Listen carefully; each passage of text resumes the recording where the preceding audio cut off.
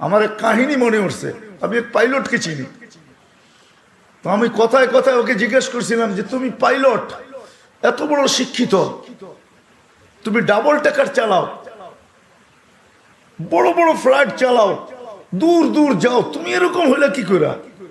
আমাকে বলতেছে মৌলানা मैंने अल्लाह को करीब से देख के हुआ, আমি আল্লাহকে কাছের থেকে দেখা তারপরে এরকম হয়েছে। আমি বললাম যে তুমি আল্লাহকে কাছের থেকে দেখলা মানে? আমি ফ্লাই করে যেতেছিলাম হেথ্রো এয়ারপোর্টে লন্ডনে। যখন আমি ইংল্যান্ডের সীমানায় ঢুকে গেছি, হেথ্রোতে আমি ল্যান্ডিং করব, সীমানায় যখন ঢুকে গেছি, তো আমি বটনে পুশ করে চেকিং করে, এর আগে চেক করে যে সব কিছু ওকে আছে কিনা। তো আমি বটন চেক করতে যাই, দেখি আমার চাক্কা নামবে না, কিন্তু আমার কাছে ফুয়েলও নেই যে আমি ফেরত যাব, কারণ আমি 9 ঘন্টা ফ্লাই করে আসছি, 18 ঘন্টার ফুয়েল আমার কাছে নাই। আমাকে হয়তো ক্রাশ করাইতে হবে, নাইলে নামতে হবে যে কোনো ভাবে।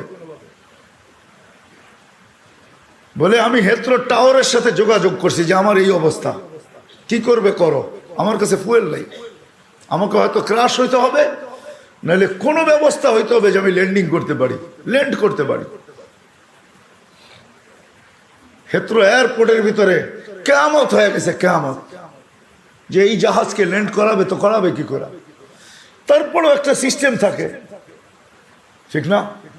কিন্তু বলে ওই সময় যখন আমি ল্যান্ড করতেছি প্রসেসিং এর মাধ্যমে, তখন আমার হঠাৎ মনে উঠছে আমি না মুসলমান। তখন আমার মনে উঠছে আমার আল্লাহ না সব পারে। বলে আমি চিৎকার দিছি ককপিটের ভিতরে, আমার আল্লাহ সব পারে বলে বটনে চাপ দিছি, গড়গড়ে আমার চাক্কা নেমে গেছে। আমি স্বাভাবিকভাবে ল্যান্ডিং করছি, এর আগের কিয়ামতের চেয়ে বড় কিয়ামত হয়ে গেছে। পুরা এয়ারপোর্ট ছুটে আসছে, তুমি আমাদেরকে এই ধোকা দিলে তো দিলে কেন? তোমার জন্য হেথ্রো এয়ারপোর্টের মতো হাজারো ফ্লাইটকে আমরা বাতিল করছি, ডাইনে বামে পাঠায়া দিছি যে অঘটন থেকে বাঁচার জন্য। তুমি তো স্বাভাবিকভাবে ল্যান্ডিং করলে। তাই আমি বললাম যে চেক করো, তারপরে কথা বলো। তো ওরা যখন চেক করছে, চেক করার পরে দেখছে এই চাক্কা নামলো করে, তোর সব সিস্টেম তো ফেল, এটা কি করে নামলো? বলে আমি দ্বিতীয়বার দরজার ভিতরে দাঁড়ায় চিৎকার দিছি আমার রব সব পারে। তখন আমি এয়ারলাইন্সের মালিককে, এয়ারলাইন্স চালাদেরকে চাবি বুঝাইয়া দিছি, লও তোমাদের চাবি, 4 মাস পরে চাবি আমি হাতে নিব, যদি দেও, এর আগে নিব না। আমি এইখান থেকে চললাম, কেন আমি মালিককে কাছের থেকে দেখা ফেলছি। সত্য এটাই, আমি আপনাদেরকে এই সন্ধানে দিতেছি, সত্য এটাই। এই জন্য আমিও দেখা বলতেছি যে এই দেশের মাটির সাথে, মানুষের সাথে আল্লাহর ভালোবাসা আছে। কেন এই দেশে একটা পরিবেশ আছে যেটা দ্বারা মানুষ হবে। এত মসজিদ দুনিয়ার কোথাও নাই, এত মাদ্রাসা মক্তব দুনিয়ার কোনো দেশে নাই, এত হক্কানি আলেম দুনিয়ার কোনো দেশে নাই, এত আল্লাহওয়ালা গলি দুনিয়ার কোনো দেশে নাই। জড়বো তো? যুবকরা কি বলে? আমি কি বুঝাইতে পারলাম? হ্যাঁ, মানুষ বানায় নিয়ে যাও ইনশাআল্লাহ। মনের স্বাদ আল্লাহ জান্নাতে মিটাবে। আমাদের মালিক শুধু মনের স্বাদ মিটাবে না, বরং আমরা যতটুকু স্বাদ রাখবো এর চেয়ে 10 গুণ বেশি স্বাদ আল্লাহ আমাদের মিটায় দিবে। আমাদের মালিক বড় মালিক, আমাদের আল্লাহ বড় আল্লাহ। হ্যাঁ, আমাদের মালিক বহুত বড়, যেটার বর্ণনা দিয়ে শেষ করা যাবে না। কত বড় আমাদের মালিক, সব রাখা আছে। যুবক একটু সহ্য করো। হ্যাঁ, দুর্গন্ধময় জায়গা দিয়া যাইতে কারো কাছে রুমাল না থাকলে যেরকম নাক চাইপা ধরে আর দ্রুত পার হয়, ঠিক এই ছোট জীবনটাকে এইভাবে পার করো, 4 জিনিসের সাথে সংযুক্ত করা।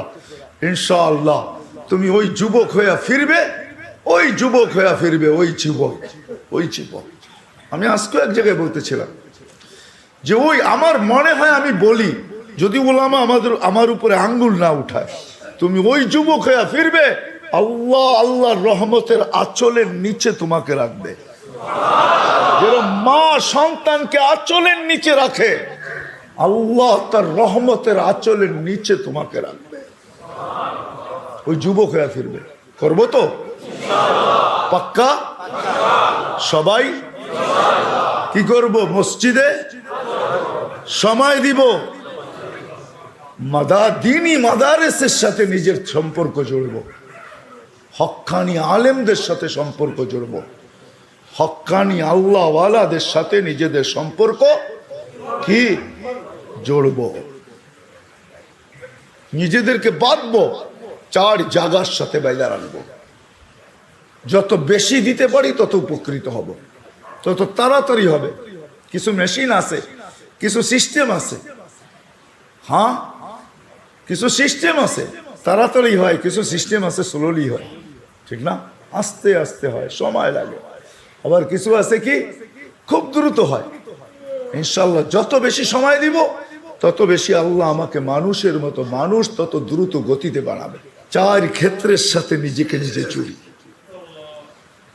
1 মসজিদ, সময় পাইলেই মসজিদে ঢুকি। আজকের থেকে প্রয়োজন যতটুকু অতটুকু অফিসকে দেন, প্রয়োজন যতটুকু অতটুকু বাজারকে দেন, প্রয়োজন যতটুকু অতটুকু হাটকে দেন, মেল ফ্যাক্টরিকে দেন, কল কারখানাকে দেন, রোড ঘাটকে দেন। বাকি যতটুকু থাকে 4 ক্ষেত্রের ভিতরে সেট করেন, আল্লাহর ঘরে সময় দেন, দিনী মাদারেসের ভিতরে সময় দেন, দিনী মাদারেসের ভিতরে হক্কানি ওলামাদের কাছে সময় দেন, হক্কানি আল্লাহওয়ালাদের কাছে সময় দেন। ভাগ করেন সময়কে, 4 ভাগে ভাগ করেন।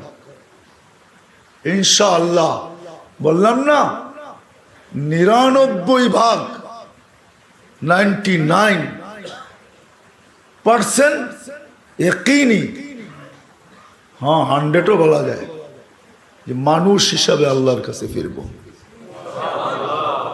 আল্লাহ বড় ক্ষেত্র বাংলাদেশে রাখছেন, এরকম ক্ষেত্র দুনিয়ার কোথাও রাখেন নাই। এই জন্য আমি এখনো বলি, আগেও বলতাম যে এই মাটির সাথে আল্লাহর মহব্বত সবচেয়ে বেশি। আমার মনে হয় মক্কা মদিনা ভিন্ন কথা, ওটা নিয়ে তুলনা হয় না, আলোচনা হয় না। বাইতুল মুকাদ্দাস নিয়ে তুলনা হয় না, আলোচনা হয় না। 3টা বিলকুল ভিন্ন। এটাকে আবার জুড়ে দিয়েন না আমার কথার সাথে। বাকি দুনিয়ার ভিতরে এই মাটির সাথে আল্লাহর তাআল্লুক বেশি, আমার মনে হয় মহব্বত বেশি। যার কারণে সারা দুনিয়া সিগন্যাল দেয় বিপর্যয় হবে, আল্লাহ বলে হবে না, এটা আমার মহব্বত আল্লাহ মাটি। এই জন্য এই দেশে কোনো বিপর্যয় হয় না। সারা দুনিয়া সিগন্যাল দেয় বিপর্যয় হবে, এমন হবে, তেমন হবে, এটা হবে, সেটা হবে। আল্লাহ বলে সময় বলবে কি হবে, হবে না। হয় নাই 2 বছর করুণায় কিচ্ছু হয় নাই, কোনো বিপর্যয় হয় নাই, হয়েছে নাকি? হ্যাঁ, এতটুক ছোট একটা দেশ, অসচেতন প্রত্যেকটা মানুষ। এখানে তো কিয়ামত হওয়ার কথা ছিল, ঠিক না? হ্যাঁ, কোভিড-19, ডেল্টা ভেরিয়েন্ট, ওমিক্রন, কোনো বিপর্যয় হয় নাই। ভূমিকম্প আসে, আমার মনে হয় কাঁপায়া যায় না, ধাক্কা খায়া ফিরা যায়। ওটার ধাক্কাই আমাদের একটু অনুভব হয়, আমি মনে করি। আপনারা কি মনে করেন জানি না, আমি ভাবি, এটা নিয়ে খুব ভাবি, সারাদিন ভাবি যে বাংলাদেশে 8.7 ভূমিকম্প, কোনো বিপর্যয় নাই। দুনিয়া বলতে পারবে না 8.7 ভূমিকম্প আসছে, বিপর্যয় হয় নাই। বলুক দেখি আমেরিকাওয়ালারা, বলুক দেখি কানাডাওয়ালারা, বলুক দেখি ইউরোপ, বলুক দেখি জাপান, উন্নত থেকে উন্নত দেশ বলুক, আমাকে যুক্তি দিয়া বুঝা। ওই থেকে আমি ভাইবা নিছি না, এখানে ভূমিকম্প আসে না, এখানে ধাক্কা লেখা রিপিট যায়। ওই যে ধাক্কা লাগছে ওইটা আমাদের অনুভব হয়, বিপর্যয় হয় না। এই মাটির সাথে আল্লাহর মহব্বত, এই মাটির মানুষের সাথে আল্লাহর মহব্বত, বড় মহব্বত। আপনারা কাছের থেকে দেখেন কি দেখেন না জানি না,